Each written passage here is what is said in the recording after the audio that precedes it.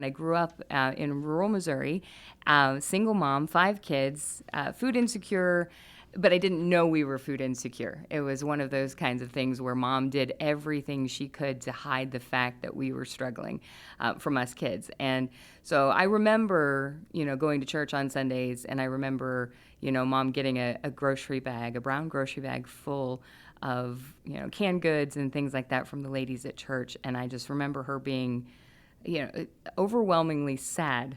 And I remember being very confused as a child, like, in the car watching mom crying about this food. And I was excited. I was like, yay, we're going to have some good meals this week. But, there was a lot of shame there and guilt that I didn't understand because I didn't really understand that we were food insecure and that we were struggling to make ends meet because mom, she was working 3 jobs and trying to hide the fact from us. So for me, it's a very personal thing because the families that we serve and the families that we help, I see a lot of connection there to my own backstory, and I feel like this is a job that I do that helps other people understand that there are people in need that are also hiding it from the rest of the world. Not only do people who are food insecure hide it from their own kids and their family, they hide it from their neighbors, they hide it from their coworkers. That's why we call it the hidden problem, because nobody's running around saying, I'm hungry and, I went to bed, without dinner last night so that my kids could have something to eat. There's a lot of shame, there's a lot of stigma, there's a lot of there's a lot of emotion wrapped up into it. So it's a very rewarding job to be able to help those families.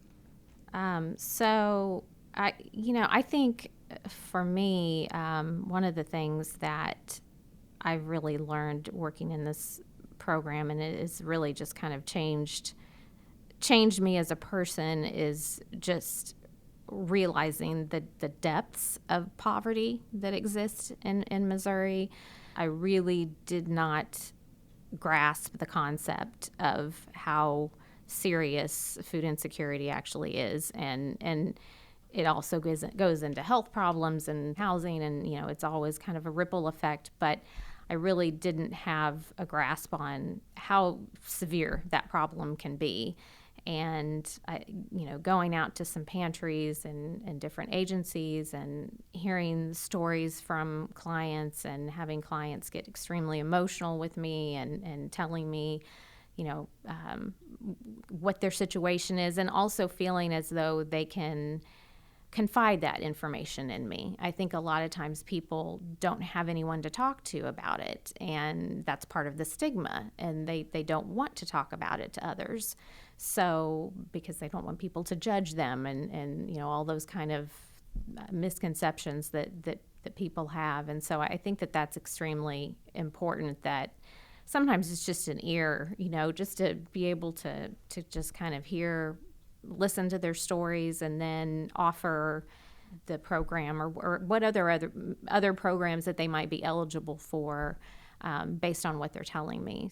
Yeah, I think it would be helpful if people looked at food stamps and other, programs like WIC and TANF and looked at those programs as, part of the safety net, as well as food banks and the food pantries.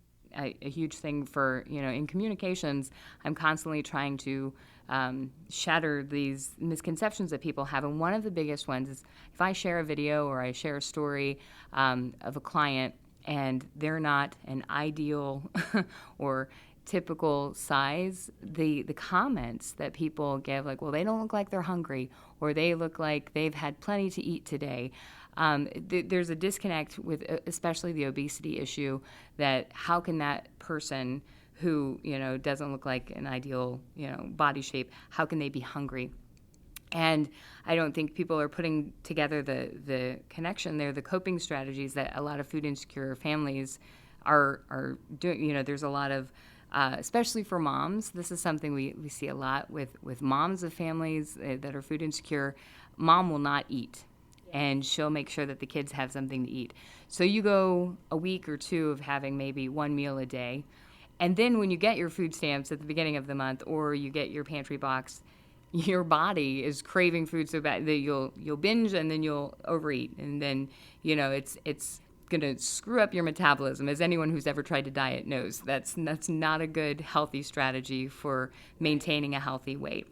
And then just the things that happen psychologically, you're craving, sugar, you're craving carbs, you're craving those things that are going to give you energy because you've been fasting and you have no energy. And just, food choices, when you're the person in charge of the family finances and you're going to the grocery store and you see, $3 for grapes, Right. or $3 for a 6-pack of mac and cheese, what are you going to spend your money on? So there are definitely, in my mind, very logical connections between food insecurity and obesity. But I think it's a hard thing for us to grasp with our eyes because we see someone Right. and we're like, well, they're not hungry. Well, Yes, they yes, may they be. are. Maybe hunger is the word that needs to change. Maybe we need to just go full in with the food insecurity title, and so that we understand that it's about nourishment. It's about the nutrition Exactly. that's lacking in these people. These people's systems. That's contributing to higher health risks and things like that.